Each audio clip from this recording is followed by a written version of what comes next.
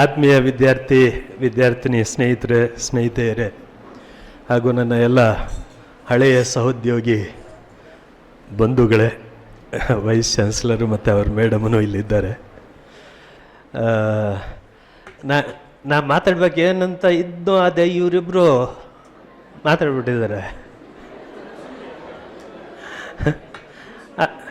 ಅದು ಹೇಗೆ ಅಂತ WHO ಹೌ ಅಂತ ಹೇಳ್ತೀವಲ್ವಾ,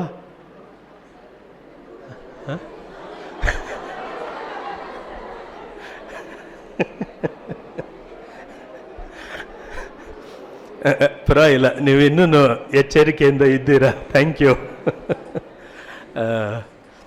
ಆ್ಯಕ್ಚುಲಿ ಇಲ್ಲಿ ಎಲ್ಲ ಡಿಪಾರ್ಟ್ಮೆಂಟ್ಗಳ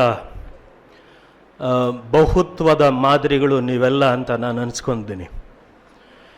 ಬೆಳಿಗ್ಗೆಯಿಂದ ನೀವು ಕುವೆಂಪು ಬಗ್ಗೆ ಕೇಳುವಾಗ ಮತ್ತು ನಮ್ಮ ನಾಡಗೀತೆ ಹಾಡುವಾಗ ಅಲ್ಲಿ ಒಂದು ಕೊನೆಯಲ್ಲಿ ಸ್ಟಾನ್ಸ ಬರ್ತದೆ, ಸರ್ವ ಜನಾಂಗದ ಶಾಂತಿಯ ತೋಟ ಅಂತ. ಅದು ಹೊರಗಡೆ ಇಲ್ಲ, ಇಲ್ಲೇ ನೀವೆಲ್ಲ ಇದ್ದೀರಾ.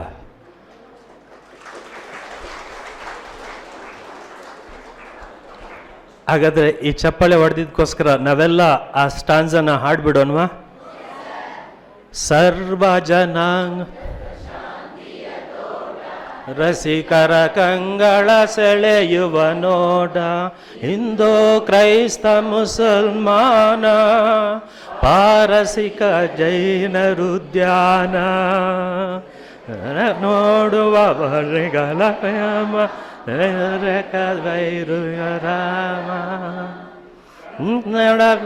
ದುಣಿದಾಡುವ ದೇಹ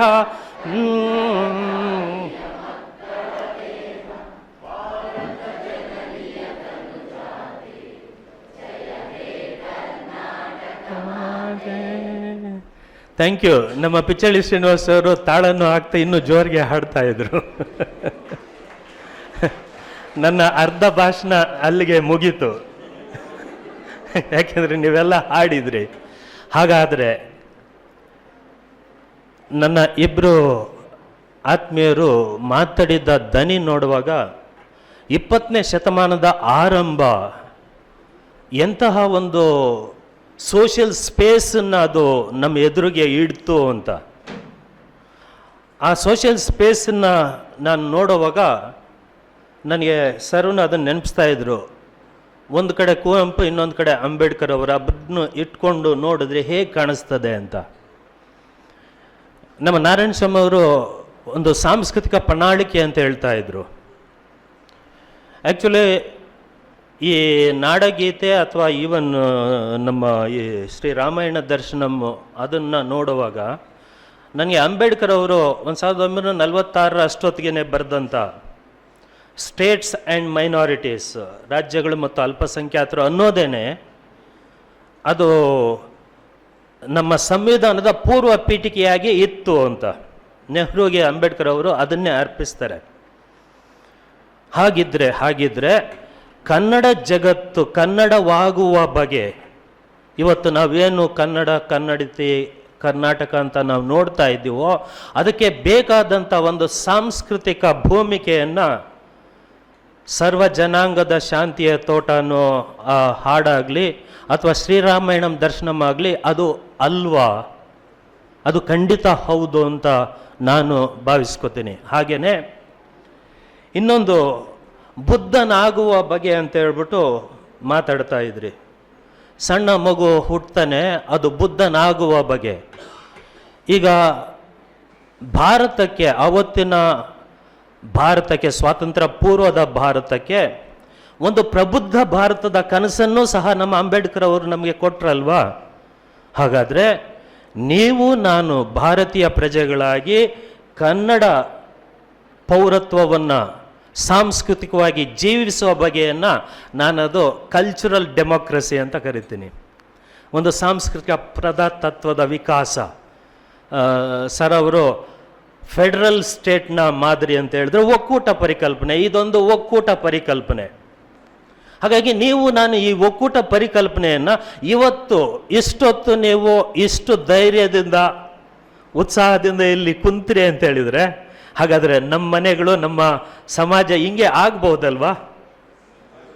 ಹಾಗಾಗಿ ಅಂಥ ಆಗುವುಕ ಬಗೆಯ ಹೊಸ ಚೇತನವನ್ನು, ಓ ನನ್ನ ಚೇತನ ಆಗು ನೀ ಅನಿಕೇತನ, ಕೊನೆಯಲ್ಲಿ ಆಗು ಅದನ್ನೇ ನಮ್ಮ ನಾರಾಯಣ ಸ್ವಾಮಿಯವರು ಸಾಂಸ್ಕೃತಿಕ ಪ್ರಣಾಳಿಕೆ ಅಂತ ಹೇಳಿದ್ದು.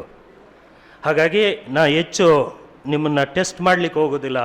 ಬಟ್ ನನಗೆ ಕುವೆಂಪು ಅವರು ಒಂದು ಮಾತು ಹೇಳ್ತಾರೆ, ತಪಸ್ಸಿಲ್ಲದ ಕವಿ ಕುಕವಿ, ದರ್ಶನ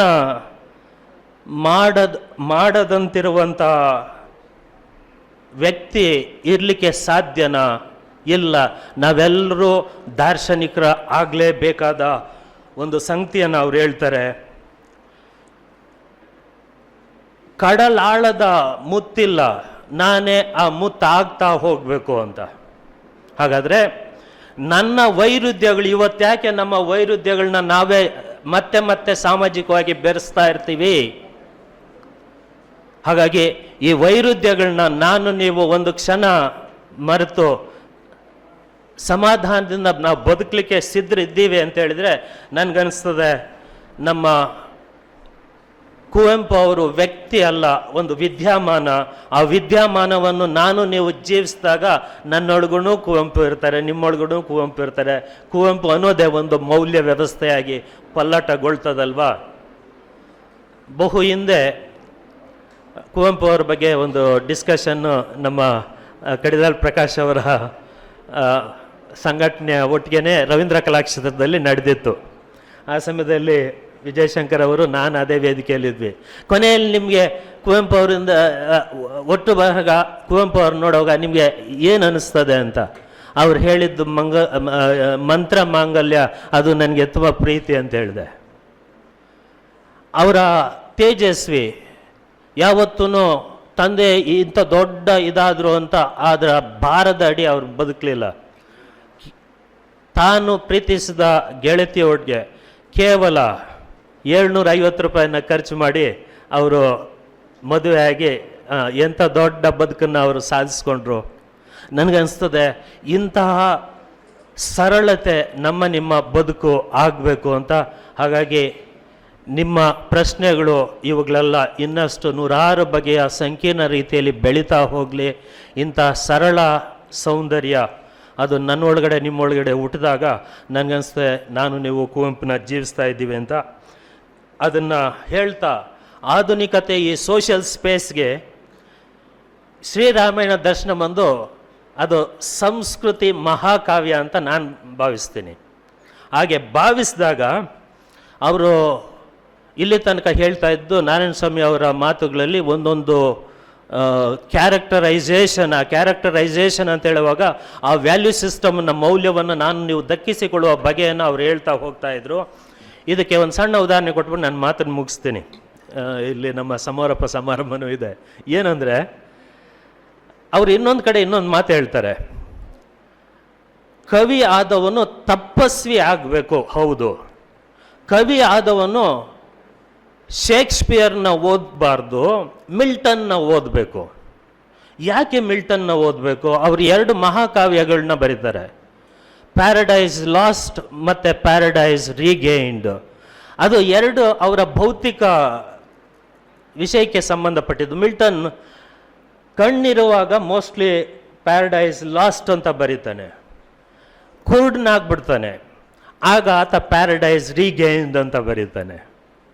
ಹಾಗಾದರೆ ಈ ಒಳಗಿನ ಕಣ್ಣು ಅಂತ ಕೊನೆಯಲ್ಲಿ ನಮ್ಮ ನಾರಾಯಣ ಸ್ವಾಮಿಯವರು ಹೇಳ್ತಾ ಇದ್ರಲ್ಲ, ಆ ಕಣ್ಣೋಟ ನಾವು ಎಲ್ಲೆಲ್ಲಿಂದ ಆದರೂ ಸರಿ, ಇಲ್ಲಿ ಗಂಗಾ, ಆ ಕಡೆ ಥೇಮ್ಸ್ ನದಿ, ಅದು ಕೊನೆಗೂ ಕಾವೇರಿಯಲ್ಲಿ ನಮಗೆ ಸಿಗುತ್ತಾದರೆ ನಾನಿರೋ ಕಡೆನೇ ಅಂತ ಒಂದು ಕನಸಿನ ನದಿಯನ್ನು ನಾನು ನೀವು ಜೀವಿಸುವಂತಾಗಲಿ ಅಂತ ಹೇಳ್ತಾ, ನಿಮ್ಮ ಪ್ರಶ್ನೆಗಳಿಗೆ ಅವಕಾಶ ಇರಲಿಲ್ಲ, ಈ ಅಧ್ಯಕ್ಷನನ್ನು ಮನ್ನಿಸಿ ಅಂತ ಹೇಳ್ತಾ ನನ್ನ ಮಾತುಗಳು ಮುಗಿಸ್ತೀನಿ. ಧನ್ಯವಾದಗಳು.